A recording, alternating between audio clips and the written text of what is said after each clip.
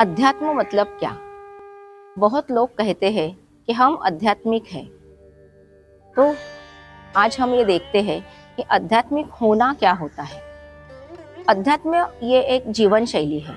आध्यात्मिक होना ये एक बहुत बड़ी जिम्मेदारी है।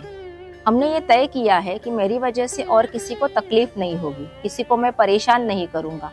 लेकिन इसके आगे ये भी है कि हर गलत काम के खिलाफ मैं खड़ा भी रहूंगा।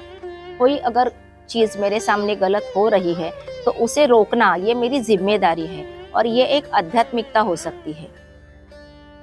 रोज मंदिरों में जाना ये उपासना हो सकती है, भक्ति हो सकती है, लेकिन अध्यात्म नहीं हो सकता। अध्यात्म हमें ये सिखाता है कि भले ही हम मंदिरों में ना जाते हो, लेकिन हम पूरे दिन में कोई गलत काम नहीं करेंगे, हर किसी को मदद करेंगे।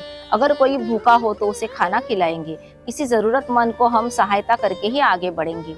अगर ये हमने सोचा है तो हम जरूर आध्यात्मिक हैं। इसलिए मैं हमेशा कहती हूँ कि अध्यात्म एक जीवन प्रणाली है, एक जीवन शैली है, और अगर हम वो अपनाते हैं तो हमारे ऊपर बहुत बड़ी जिम्मेदारी आ सकती है। सिर्फ अगर हमें भक्ति करनी है, उपासना करनी है, तो ये बहुत आसान चीजें हैं कि हम रोज मंदिरों में जाएं, हम रोज चढ़ावे मंदिरों में दें, हम रोज किसी पोथी का पारायण करें, हम कोई यात्रा करते रहें।